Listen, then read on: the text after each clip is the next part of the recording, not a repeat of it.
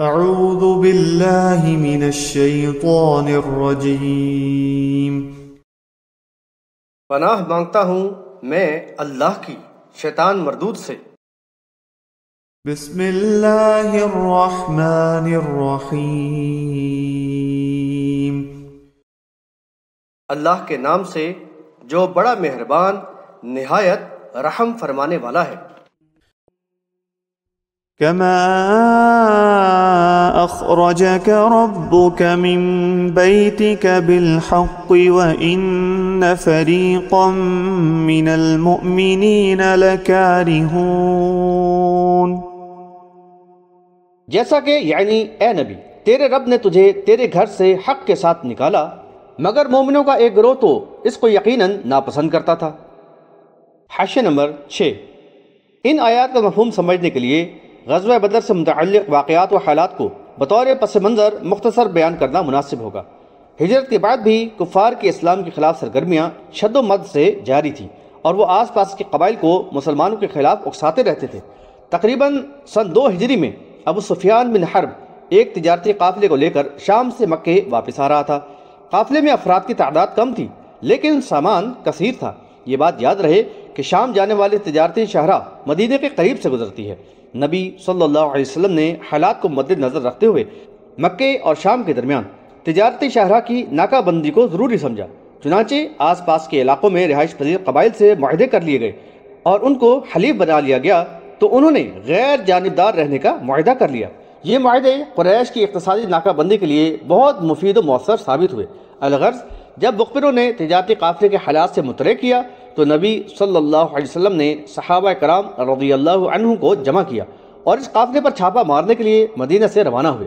ابو سفیان کو جب یہ معلوم ہوا تو اس نے اپنا راستہ تبدیل کر دیا اور مکہ سے فوری امداد طلب کرنے کے لیے قاصد بھی روانہ کر دیا۔ ابو جہل نے اس موقع سے فائدہ اٹھاتے ہوئے لوگوں کو خوب اکسایا اور مزاحمت کے لیے ایک بڑا لشکر تیار کر کے جو سامان حرب سے لیس تھا مدینے کے لیے نکلا اور بدر کے قریب پہنچ گیا۔ دریں اثنا ابو سفیان مکے پہنچ گیا، لیکن ابو جہل نے کفار کو تیار کر لیا کہ مسلمانوں پر حملہ کر کے ان کو ختم کر ڈالے۔ نبی صلی اللہ علیہ وسلم کو حالات کا علم ہوا تو نبی صلی اللہ علیہ وسلم نے صحابہ رضی اللہ عنہم سے مشورہ فرمایا اور ان کو جنگ کے لیے ابھارتے ہوئے اللہ کا وعدہ بھی بتایا کہ ان 2 گروہوں میں سے ایک تمہارے لیے ہے، بحوالہ سورۃ الانفال آیت نمبر 7، یعنی ایک پر غلبے کا وعدہ ہے۔ تعداد کی قلت اور سامان رسد کی شدید کمی کے پیش نظر بعض صحابہ رضی اللہ عنہم لشکر کفار سے مقابلے کے بجائے تجارتی قافلے کی طرف مائل تھے، لیکن اکثر صحابہ کرام رضی اللہ عنہم نے نبی صلی اللہ علیہ وسلم کو اللہ کی رضا کے مطابق اقدام کرنے کا مشورہ دیا اور جان و مال سے ساتھ دینے کی یقین دہانی کرائی۔ عبداللہ بن مسعود رضی اللہ عنہ روایت کرتے ہیں کہ میں نے مقداد بن اسود رضی اللہ عنہ میں ایسی بات دیکھی جو اگر میری بات ہوتی تو مجھے اس کے مقابلے میں کسی بھی چیز سے زیادہ عزیز ہوتی۔ وہ نبی صلی اللہ علیہ وسلم کی خدمت میں آئے اور نبی صلی اللہ علیہ وسلم اس وقت مومنوں کو مشرکوں کے مقابلے کے لیے راغب کر رہے تھے۔ چنانچہ انہوں نے عرض کیا کہ ہم وہ نہیں کہیں گے جو موسیٰ علیہ السلام کی قوم نے کہا کہ جاؤ تم اور تمہارا رب جنگ کرو، بلکہ ہم آپ کے دائیں بائیں اور آگے اور پیچھے جنگ کریں گے۔ یعنی راوی کہتے ہیں میں نے دیکھا کہ نبی صلی اللہ علیہ وسلم کا چہرہ کھل گیا اور نبی صلی اللہ علیہ وسلم کو مسرت ہوئی۔ بحوالہ بخاری کتاب المغازی باب قول اللہ تعالی اذا تستغیثون ربکم۔ صحابہ کرام رضی اللہ عنہم کے مخلصانہ و جاں فروشانہ جذبے کے اظہار سے نبی صلی اللہ علیہ وسلم کو دلی مسرت ہوئی۔ پھر قلیل تعداد اور اسلحہ اور سواری کی شدید کمی کے باوجود نبی صلی اللہ علیہ وسلم اللہ پر توکل اور غیبی نصرت پر یقین کامل کے ساتھ جنگ کے لیے روانہ ہوئے اور صحیح مسلم کی روایت کے مطابق لشکر کفار سے پہلے ہی بدر کے مقام پر پہنچ گئے۔ ملاحظہ ہو مسلم کتاب الامارہ باب ثبوت الجنہ للشہید۔ ان آیات میں انہی واقعات پر مؤثر تبصرہ کیا گیا ہے۔ حاشیہ نمبر 7۔ یہاں نبی صلی اللہ علیہ وسلم سے خطاب کرتے ہوئے فرمایا کہ غزوہ بدر میں فتح کے بعد مال غنیمت کے معاملے میں جو اختلاف نظر آ رہا ہے، ایسی ہی صورتحال اس وقت بھی درپیش تھی جبکہ یعنی اے نبی تمہیں تمہارے رب نے امر حق کے ساتھ گھر سے نکالا اور 2 گروہوں میں سے ایک گروہ پر غلبے کا وعدہ بھی کیا تھا۔ اس وقت نبی صلی اللہ علیہ وسلم نے اللہ تعالیٰ کی منشا کے مطابق جنگ کرنے کا فیصلہ کیا، لیکن اہل ایمان میں سے بعض نے وسائل کی کمی اور قلت تعداد کو پیش نظر رکھتے ہوئے اس فیصلے کو ناپسند کیا تھا۔ يجادلونك في الحق بعدما تبين كأنما يساقون إلى الموت وهم ينظرون۔ وہ اس حق کے واضح ہو جانے کے بعد بھی تجھ سے اس کے متعلق الجھ رہے تھے، گویا کہ وہ موت کو دیکھتے ہوئے اس طرف ہانکے جا رہے ہوں۔ حاشیہ نمبر 8۔ یہ بات معلوم ہو جانے کے بعد کہ تجارتی قافلہ مکہ پہنچ چکا ہے اور اب لشکر کفار سے مقابلہ کرنا ضروری ہے، بعض لوگ اس فیصلے کو ناپسند کرتے ہوئے نبی صلی اللہ علیہ وسلم سے اس پر الجھ رہے تھے، اور ان کی قلبی کیفیت ایسی تھی گویا کہ حقیقت حال سے صرف نظر کر کے جانتے بوجھتے اور آنکھوں دیکھتے انہیں موت کی طرف ہانکا جا رہا ہو۔ وَإِذْ يَعِدُكُمُ اللَّهُ إِحْدَى الطَّائِفَتَيْنِ أَنَّهَا لَكُمْ وَتَوَدُّونَ أَنَّ غَيْرَ ذَاتِ الشَّوْكَةِ تَكُونُ لَكُمْ وَيُرِيدُ اللَّهُ أَن يُحِقَّ الْحَقَّ بِكَلِمَاتِهِ وَيَقْطَعَ دَابِرَ الْكَافِرِينَ۔ اور یعنی اے مومنو وہ وقت یاد کرو جب اللہ تم سے وعدہ کر رہا تھا کہ دو گروہوں میں سے ایک پر تمہیں غلبہ ہوگا، اور تم چاہتے تھے کہ غیر مسلح گروہ کو پالو، لیکن اللہ یہ چاہتا تھا کہ اپنے احکامات سے حق کو واضح کر دے اور کافروں کی جڑ کاٹ دے۔ لِيُحِقَّ الْحَقَّ وَيُبْطِلَ الْبَاطِلَ وَلَوْ كَرِهَ الْمُجْرِمُونَ۔ تاکہ اللہ حق کو حق کر دکھائے اور باطل کو پست کر دے، خواہ یہ مجرموں یعنی کافروں کو گراں معلوم ہو۔ حاشیہ نمبر 9۔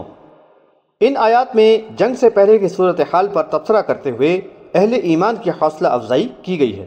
فرمایا کہ یاد کرو جب اللہ نے تم سے وعدہ کیا تھا کہ دو گروہوں یعنی تجارتی قافلے یا لشکر کفار میں سے ایک گروہ پر تمہیں غلبہ عطا کیا جائے گا، اس وقت تم تو یہی چاہتے تھے کہ تجارتی قافلہ تمہارے ہاتھ آئے، یعنی کیونکہ مال کثیر تھا اور حفاظت کرنے والے تعداد میں کم تھے، تاکہ تمہاری اقتصادی حالت بہتر ہو اور کفار کی کمر ٹوٹے۔ لیکن اللہ تعالیٰ کی مشیت یہ تھی کہ لشکر کفار سے تمہارا مقابلہ ہو، اور تمہاری قلیل تعداد اور بے سار و سامانی کے باوجود اللہ تعالیٰ اپنی نصرت سے ان کو شکست فاش دے کر باطل کو پست کر دے، اور اس طرح حق کو ثابت کر کے منکرین پر اتمام حجت کر دی جائے، خواہ یہ ان مجرموں یعنی کفار و مشرکین کو کتنا ہی شاق اور گراں کیوں نہ گزرے۔ چنانچہ اس منصوبے کے تحت دونوں لشکروں کے ٹکراؤ کے لیے حالات کو سازگار بنا دیا گیا تھا۔ اذ تستغیثون ربکم فاستجاب لکم انی ممدکم بألف من الملائکۃ مردفین۔ جب تم یعنی اے مومنو اپنے رب سے فریاد کر رہے تھے تو اللہ نے تمہاری فریاد رسی کی، یعنی اور فرمایا کہ میں 1000 فرشتوں کے ذریعے تمہاری مدد کرنے والا ہوں جو پے در پے آتے جائیں گے۔ حاشیہ نمبر 10۔ اہل ایمان کو خطاب کرتے ہوئے فرمایا کہ اس وقت کو یاد کرو جب تم اپنے رب سے فریاد کر رہے تھے، مدد کے لیے التجائیں کر رہے تھے، تو اللہ تعالیٰ نے فریاد رسی فرمائی اور تسلی دی کہ تمہاری مدد کے لیے میں 1000 فرشتے بھیجنے والا ہوں جو لگاتار نازل ہوں گے۔ یہ بات یاد رہے کہ نبی صلی اللہ علیہ وسلم صحابہ کرام رضی اللہ عنہم کو لے کر جب بدر کے مقام پر پہنچے اور وہاں پڑاؤ کیا تو اس وقت بخاری کی روایت کے مطابق نبی صلی اللہ علیہ وسلم کے ساتھ 310 سے کچھ زیادہ صحابہ تھے، جن میں 240 سے کچھ زائد انصار اور 60 سے زائد مہاجر تھے، اور یہ مجموعی تعداد اتنی ہی تھی جتنی کہ طالوت کے لشکر کی تھی جنہوں نے نہر کو پار کیا تھا۔ بحوالہ بخاری کتاب المغازی باب عدد اصحاب بدر۔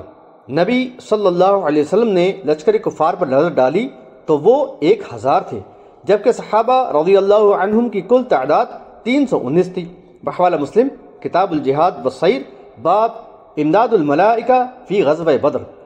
اس قلیل تعداد اور بے سر و سامانی کی حالت میں 3 گنا لشکر کے مقابلے میں صف آرا ہونا جو پوری طرح مسلح اور سامان حرب سے لیس تھا، اللہ تعالیٰ پر توکل اور اس کی نصرت پر کامل یقین کا بے مثال نمونہ تھا۔